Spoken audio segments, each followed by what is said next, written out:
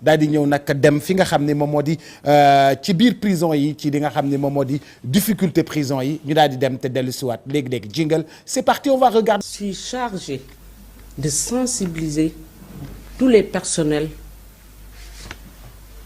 hommes et femmes, tout grade confondu, sur le concept genre. Je peux être amenée en tant que point focal genre à sensibiliser nos sœurs qui sont dans les établissements pénitentiaires. Ça veut dire dans les établissements pénitentiaires femmes, sur leurs droits, ce qu'elles représentent et ce qu'elles peuvent avoir comme droit dans la société. Et également ce qu'elles sont, ce qu'elles représentent dans leur famille, la vie conjugale en tant que mère, en tant qu'épouse. Ramadan.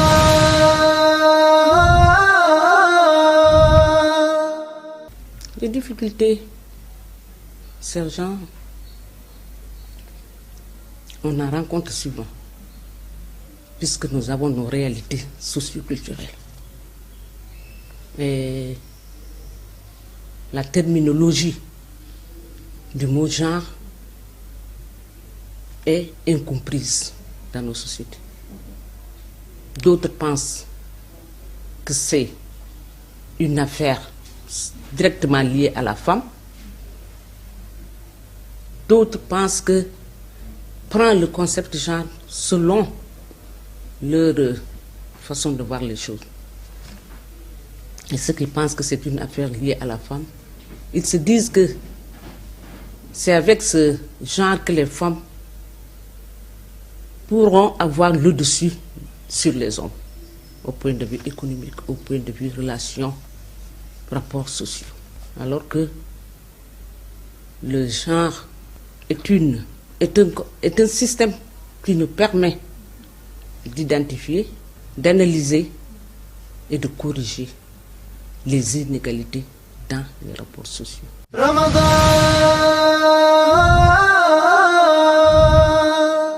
La division genre dans l'administration pénitentiaire a un rôle très important. Comme je venais de le dire tout à l'heure, les réalités culturelles font que nous avons d'autres croyances. Mais la division genre dans l'administration pénitentiaire permettra d'avoir un équilibre dans la répartition des rôles, des responsabilités entre hommes et femmes. Ça va permettre de mettre chaque personne, sans tenir du sexe, à la place qu'il lui faut, selon les compétences acquises. Investir en faveur des femmes, accélérer le rythme, n'est rien d'autre que d'accélérer le processus de l'égalité des sexes. Cela revient à dire mettre en œuvre l'ODD 10 dans ses paragraphes A, C, 3 objectifs de développement durable des Nations Unies. Dans ces paragraphes A, C, 3 et 5. Investir en faveur des femmes, c'est accélérer le processus de la croissance économique. Investir en faveur de la femme dans l'administration pénitentiaire, c'est augmenter le taux de recrutement du personnel féminin. Donner aux femmes, personnel de l'administration pénitentiaire, personnel féminin, l'opportunité de bénéficier des formations de spécialisation au même titre que les hommes et leur donner les opportunités selon les compétences acquises d'accéder aux postes de décision comme aux postes de direction. Investir en faveur de la femme n'est rien d'autre que au moins d'aller beaucoup plus vite au point de vue. dem ci waa pénitentiaire yi wala pénitentiaire c'était très solennel de. C'était très solennel d'abord Boubacar remercier waa DIRPA ak le colonel Ngom ñi nga xamante ne ñoom ñooy faciliter lii yëpp pour mën a am li nga xamante ne moo di ay interview wala am contact ak ñi nga xamante ne ñoom ñoo nekk ci biir armée bu Sénégal. Colonel Salim Ngom waaw moom vraiment c'est quelqu'un boo xamante ne il est très accessible il est très réactif moom nag moom moo ñuy permettre ba ñu mën a am li nga xamante ne moo di éléments yi ak waa armée nationale ñu ngi woon nag ki nga xamante ne mooy adjudant chef agent administratif principal Geneviève Guèye moom mooy chef bu service socio-éducatif bu camp pénal mu doon nekk itam ki nga xamante ne moo di point focal point focal genre administration pénitentiaire comme ni ñu koy defee ci service yëpp ñoom dañoo am seen point focal waa armée de l'air am seen point focal ñi nga xamante ne moo di police nationale ñoom itam am nañ ko kon administration pénitentiaire moom la ñu jël ci service yooyu yëpp lu tax ñu choisir administration pénitentiaire benn mooy que ni mois de mars bi la woon moo taxoon ñu jël ko ak mois de la femme ñu jël ki nga xamante ne mooy adjudant chef bi Geneviève Guèye beneen point bi mooy par rapport ak dundinu ñi nga xamante ne ñoo di détenus yi rawatina ci biir camp pénal on a vu ci reportage bi gis nañu liggéey bi nga xamante ne moom la ñuy def boo seetloo ci reportage bi am na benn atelier couture boo xamante ne dugg nañ fa ñuy def liggéey bu am solo loo xamante ne dina leen permettre ñu am li nga xamante ne moom la ñuy woowee réinsertion bu ñu génnee ci li nga xamante ne moo di ak kaso yi c'est pas seulement boo duggee prison rek dañ la war a tëj wala dañ la war a privé ci sa liberté yëpp am na benn façon boo xamante ne moom lañ lay accueillir ci biir prison bi ba boo génnee ci kaso bi di nga servir à quelque chose li nga xamante ne mooy nation bi di nga mën a nag liggéey boo xamante ne moo lay permettre nga am li nga xamante ne moo di réinsertion sociale wax na itam ci lu jëm ci li jigéen ñi seen présence ci biir armée bu ñu seetloo pourcentage bi nekk na pourcentage bu ndaw ci présence bi nga xamante ne jigéen ñi am nañ ko ci biir armée 5% la moom la ñuy nemmeeku moom la ñu am mais malgré tout nekk nañ nit yoo xamante ne fës nañu ci seen liggéey bi nga xamante ne moom la ñuy def ci biir armée sénégalaise l'autre jour indi nañ fi li nga xamante ne moo di waa marine nationale on avait vu jigéen ñi liggéey bi nga xamante ne moom la ñuy def ci biir armée bu Sénégal marine nationale nag nekk na secteur bi nga xamante ne gën nañ ci nemmeeku ay jigéen ñu ci daan seen doole kon nekk nit yoo xamante ne nit yu am jom lañu li tax ñu koy wax moo di jigéen ñi boo seetloo aussi Boubacar actuellement boo gisee lu jëm ci Nations Unies ak mission yi nga xamante ne moom la ñuy yónni ci biir sous-région bi rawatina ci mission de la maintien de la paix dañ ciy gis présence ñi nga xamante ne ñoo di jigéen ñi kon jigéen ñooñu malgré seen faible taux ci biir armée ñu ngi def benn liggéey bu am solo ci biir armée bu Sénégal moo taxoon ñu dem seeti leen rawatina point focal bu genre bu administration pénitentiaire. alors kii nga xam ni moom moo di maanaam Alaaji Assane noo jàngatee li nga xam ni moom moo di jigéen ñi ni nga xam ni noonu la ñu nekkee ci biir maanaam prison bi di liggéey ba pare di def ay produits di ko jaay bi nga fay dugg mënoo ñaw booy génn prison mën ñaw wala am métier. waaw ça yooyu yëpp ci réinsertion bi mais sinon bëggoon na wax Aminata il a fait un sujet d'une grande actualité parce que la prison boo observé le président actuel son premier ministre ils sortent de prison. Le président et le premier ministre sortent de prison. Ils sortent de prison. dañu doon wax avant prison dafay toj gàllaaj tout ça et cetera mais ça c'est pas vérifié pour cette fois. prison dafay toj gàllaaj. mais c'est vrai oui c'est vrai prison ni lay tojee gàllaaj de moom. génn prison nekk président moom. en fait c'est vrai en politique il est des fois dit que la prison est un raccourci pour le palais. un raccourci pour le palais. voilà ça on le dit en politique. mais seen wolof yi dañuy wax day toj gàllaaj. day toj gàllaaj moo tax souvent da nga doon génn rëbës rek dem plonger ak kusum wala ay kakalamb ak yooyu. ça se faisait ak tout ça non c'est vrai c'est vrai loolu la quoi mais bon c'était pour féliciter Aminata ak tout ça bon la prison c'est jamono yële avec les histoires d'amnistie ba ma déggee ñi ne non à l'amnistie ak tout ça ma ne mais ces gens-là ils ne comprennent rien amnistie c'est pas pour ay deal ak tout ça pour man ak yooyu amnistie boo ko tegee ça permet aux bénéficiaires ñu ñibbi seen kër dem retrouver la chaleur familiale mais ça c'est important parce que la prison elle est inhumaine. La prison est inhumaine. mais c'est vrai lan la ñuy wax dañ lay. waaye c'est ça. Le soleil là le soleil qui est au-dessus de l'horizon mais ça c'est important de voir ça les couchers de soleil les levées de soleil mais il faut voir ça. boo ko gisul matin et soir ak tout ça dunduloo ak yooyu yëpp la prison c'est en fait c'est dur. ku ci génn il faut s'en féliciter léegi sujet bi c'est d'actualité parce que non seulement ça parle des femmes mais ça parle des forces de défense et de sécurité les pénitenciers en font partie suba seen fête la enjeu Sénégal wala défi Sénégal actuellement c'est la sécurité parce qu'on va dans les hydrocarbures ak tout ça il faut mettre la police la gendarmerie partout dans le Sénégal ak tout ça parce que les cellules dormantes les bandits de grands chemins ak tout ça fu ne li ñuy ñëw ak donc il faut renforcer la sécurité les forces les pénitenciers c'est très très important sacrifice la ñuy def parce que c'est pas facile de garder des prisonniers nga xam ne ci ñoom il y a des caïds ak tout ça etc.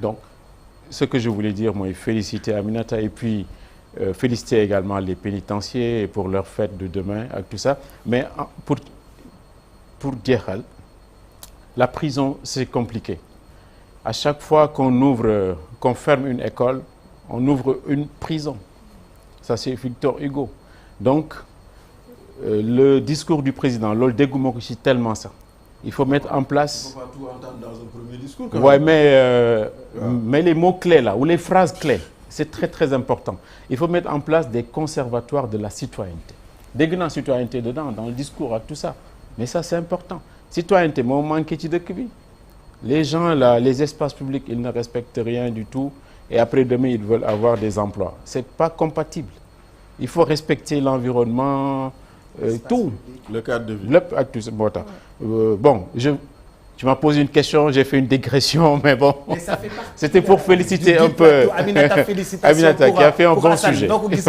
oui Aminata comme d'habitude moom rek moo ñu fi yóbbu ba Mauritanie waaw avec la marine nationale dëpp benn gaal ñoo xam ne dañu bëggoon dem immigration clandestine ànd ak ñëw Dakar vraiment Aminata ay reportages yu doy waar lay def voilà elle fait des immersions importantes la dernière fois avec la police ànd ak ñoom dans leurs opérations de sécurisation tey on est dans l'administration pénitentiaire ñu ngi nuyu ñëpp tous ces agents là qui s'occupent de ceux ñi nga xam ne trivialement on les appelle ñu caabi féete ginnaaw xam nga nag en réalité aussi il faut peut-être revenir sur les vrais mots ñun prison la ñuy wax mais le vrai vocable c'est maison d'arrêt et de correction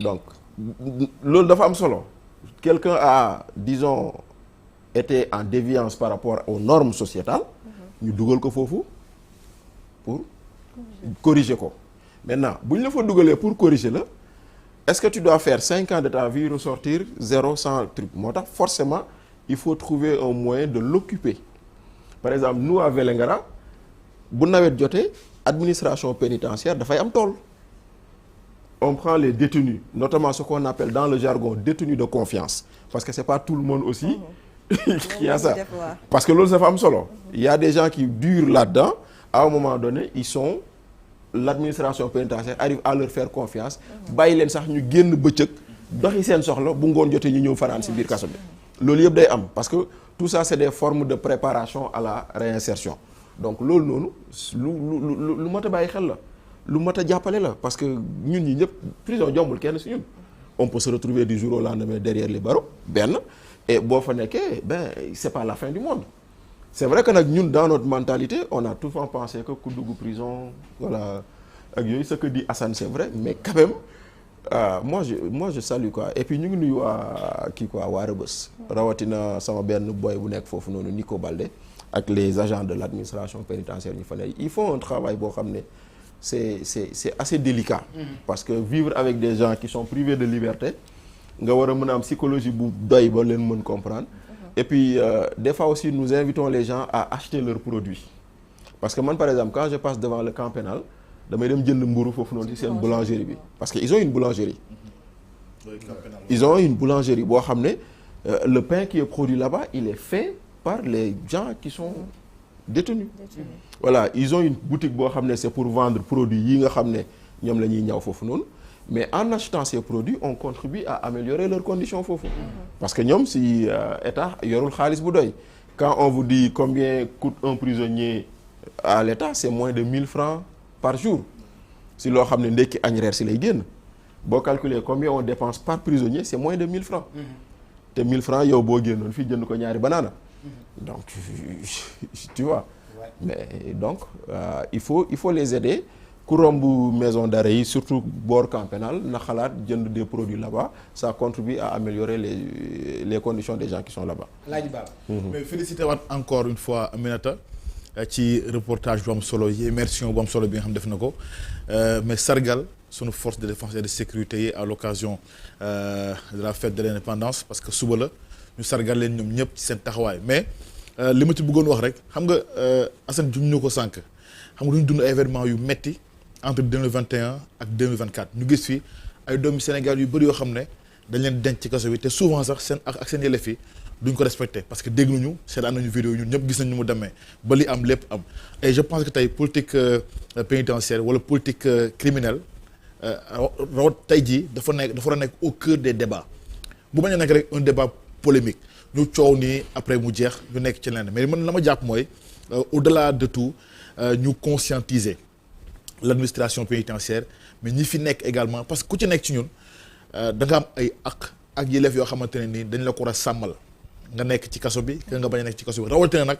nga nekk ci kaso bi parce que tey bu ñu la tënkee denc la comme ni nga wax caabi féet la ginnaaw am loo xamante ne nii ba tey yaa ngi ko moom muy sa mooy sa àq yoo xam ne dañ ko war a respecté et dañ ko war a respecté ci prison yi rawatina nag muy jigéen ñi parce que man j'ai suivi ay association yu bëri yoo xam ne dañuy def ay social ci camp pénal wala ci yenn ci maison d'arrêt et de correction yi te souvent da ngay dégg li nga xam ne dañ lay exposé comme motif bi tax ñoom ñooy jël produit di ko yóbbul ñooñu ci soxna yi fa nekk muy soxna yoo xamante ne sax des fois li ñu fa yóbbu sax doo comprendre mais daal lu ci mënti am ñoom nekk nañ leen seen caabi feet na leen ginnaaw mais il faut ñu sàmmonte ak seen yi ak seen yelleef ba mu méngoo ak norme standard yi nga xam ne kon moom moo amee ci sur le plan international parce que standard yooyu dafa bokk ci li nga xam ne ci la ñuy nawee également réew parce que ñi ñu denc ci kaso bi seen ak seen yelleef bi ñu leen di taxawoo dafa am lu muy jouer sur le plan international et je pense que tey loolu dafa war a nekk loo xamante ne nii Sénégal daf ci war a mën a bàyyi xel et je pense que tey président Bassirou Diomaye Faye ci li mu dund ci kaso bi ànd ci ak waa Pastef yëpp. mais nag ñoom nee nañu hôtel 5 étoiles lañ nekkoon de. waaw mais de toute façon même bu dee du ñoom moom mais bu dee du ñoom. mais am na ñoo xamante ne waa Pastef lañu dund lu metti ci kaso bi te ñoom ñu yëg ko. que ñu bañ ko yëg am na. ñu gis ko que ñu bañ ko gis am na te moom aujourd'hui tey dañ koy xaar ci moom ci politique boo xamante ne politique pénitentiaire bu am solo boo xam ne dinañ joxaat cër. doomu aadama. joxaat cër. ñi caawe féete ginnaaw quel que soit lu ñu mën a def ak lu ñu mën a def am loo xam ne ñoom ñoo ko moomal seen bopp seen àq ak seen yelleef dañ ko war a sàmmante ak moom te tey je crois que tey bokk na sax ci li nga xam ne moom mooy enjeu yi koy xaar ci moom ak son programme bi mu définir pour mener une bonne gestion à la nation sénégalaise ñu ngi ko ci xaar bu baax a baax mais en tout cas kaso yi dafa am solo parce que li nekk ci kaso yi du dëgg du yoon benn kaso boo xamante ne nii ay plus de 100 personnes ñoo ci nekk naju waa 200 naju nekk ñi taxaw ñi tëdd mais loolu ba kañ c'est-à-dire dafa war a jeex ci loolu ci Sénégal en fait xam nga aussi xam nga terminer rek Bachir après nga continuer mais li ma bëgg rek mooy ñu def également prison yu doy ci Sénégal fa laa doon jëm fait au-delà de prison yi loolu laa doon wax li nekk fii wala ñoo def prison yu doy mais 100 mètres bi la ñu war a toj waaw mais dañ ciy ñëw mais mele ma daan rek après ma jox leen mele ma daan parce que li ma wax dafa am solo li may wax dafa am solo parce que man dama gis ci vidéo yi seetaan également ay cris de cœur ci yenn doomu aadama yi nga xam ne ñoom dañ leen jàpp moo xam ne dañ leen jàpp ci côté politique la wala dañoo dox ñu jàpp leen lu ci mënti nekk mais il faut état bu Sénégal mener une bonne politique pénitentiaire boo xam ne doomu Sénégal yi seen bopp seen ak seen def dinañ ko respecté quel que soit lu muy def moo xam ci Dakar moo xam ci biir réew mi mais daal man je pense que tey ak moom Bassirou Diomaye Faye fi mu jógee ak fi mu yegg si fii tey war na mën a tax tey moom mu gën a bàyyi xel ñu nekk ci kaso bi parce que am na ci jaar-jaar te nag jaar-jaar li mu lay jàngal mooy expérience la mais dina tax tey booy def na nga xam ne ngay defee ba solution mën ci am man daal loolu laa mën lu mu ci wax mais il faut ñu joxaat ak Sénégal yi seen ak seen yelleef rawatina ñi nga xam ne caabi di leen féete ginnaaw fii ci Sénégal wala ci bitim réew. xam nga en fait Baba junj nga ko tuuti si laa bëggoon addu prison yi ñoo doyul parce que boo seetloo je pense que prison yi ñu fi am administration coloniale moo ko fi bàyyi woon. Il y a une croyance auprès de nos autorités comme quoi ku tabax prison yaa fay jiitu ce qui fait que pendant très longtemps nos autorités n'ont pas construit de prison. defe naa c'est sous waaw moo tax may la defe naa c'est sous Macky Sall c'est sous Macky Sall avec Ismaïla Madior Fall ak Sidiki Kaba qu'on a commencé à faire de nouvelles prisons mais pendant très longtemps amul woon mooy li nga doon wax nag moo ñëw ci Rebeuss boobu ngay wax c'est une prison faite pour 800 personnes qui accueille 3 fois le plus que ça même si c'était une prison faite pour les détentions provisoires ou les courtes détentions par rapport ak ñenn ñi mais quand même c'est pas normal qu'elle reçoive 3 ou 4 fois plus que sa capacité initiale. Bachir, cet édifice colonial là 100 mètres dañ ko war a raser cet édifice colonial là waratul exister c'est le symbole de la colonisation. Je suis d'accord. te dañ ko teg ci diggante Médina ak. Plateau. Plateau mooy fi tubaab yi dëkk. fii mooy les prolétaires. fii mooy les prolétaires fi ñu dëkk. waaw bu ñu xëyee di dem di liggéey en ville di ko romb. mu féete la gauche. Si tu fais quelque chose que tu dois pas faire. tu te retrouves ici. Tu te retrouves ici. Et ça t'avertit. En traversant pour aller en ville. En passant par la corniche da ngay gis la prison da ngay ne kon su ma demee en ville damay régler. du ma def dara. damay régler. cocc laay def. su ma ñëwee ba romb ko. lu ma neex def. lu ma neex def. mais fi mu nekk du place am. dañ ko fa war a dindi def fa benn édifice bu gën a mag bu gën a rafet. luy taaral jëmmal réew mi. taaral réew mi rafetal réew mi mais prévu pour 800 personnes tu retrouves 7000 ou 6000 personnes là-dedans. Les gens n'arrivent pas à manger, les gens n'arrivent pas à respirer, les gens n'arrivent même pas à faire pipi, les gens n'arrivent pas à dormir, les gens se tiennent debout. Mais loolu la booy yi wax booy yi génn foofu loolu la ñu wax. Absolument. loolu la ñu wax loolu moo dul dëgg du yoon. 100 mètres bii dañu ko war a raser. fu mu nekk du place am. mais léegi beneen bi aussi pour désengorger les prisons il faut une administration de la justice qui soit disons une célérité dans l'administration de la justice parce que des fois di nga gis nit ku tëdd 3 ans 4 ans. ñu génne ko di xaar jugement. di nga gis ku toog 3 ans 4 ans di xaar jugement. Donc, soit on n'a pas assez de magistrats, ou soit on n'a pas assez de greffiers, mais lu mu ci mënti doon. Voilà, bu fekkente ne dossiers yi ñu ngi koy traiter comme nu mu waree ak yooyu noonu, ça peut quand même éviter qu'il y ait. Les longues détentions. Merci beaucoup, les longues détentions. kon mën nañu am espoir ci li président wax tey. ci réforme justice bi waaw. Bien sûr. Mais am na beneen moyen de désengorger les prisons et d'échapper à la prison. Bracelet électronique. Non, il faut respecter la loi. Il faut respecter la loi. Ah oui, c'est vrai. Mais c'est un moyen aussi. Pour respecter la loi. sax ñu nekk ci prison bi. Assane bëriwu laa war a def dama bëgg a bëriwu ci plateau bi. Mais c'est simple, mais c'est comme ça. ay jeunes yoo xamante ne ñu ngi ci prison bi je pense que ñoom dinañ coûter état dinañ ko coûter état benn koppar boo xamante ne ñoom mën nañ koo liggéey. alors au lieu ñu bàyyi leen ci biir prison yi nañ leen génnee. Oui, c'est des bras en moins. voilà mais ñun bi ñu nekkee xale dañ doon gis prisonniers yi di ñëw di bale suñu koñ. voilà di bale koñ yi. dañuy am tool dañu di doon bay. ñëw di bale suñu koñ di defal leen ay tool ñun ñuy ñu solal bay leen ay ñi nga xamante ne. yoo xam ne dañ ne ñii ay prisonniers lañu. waaw di ñëw bale koñ bi ñun ñu seetaan leen. dafa weesu daal loolu jàpp nit tëj ko ay 6 ans du pour bouger des de fête te délimineurs yoo xamante ne mën leen génnee ñu jëriñ ci beneen côté. Mais absolument. defal leen ay école defal mais ñu leen ay détourné xaalis Covid bi dugg ñu jàpp sàcc ay kok ak ay tur di dugg.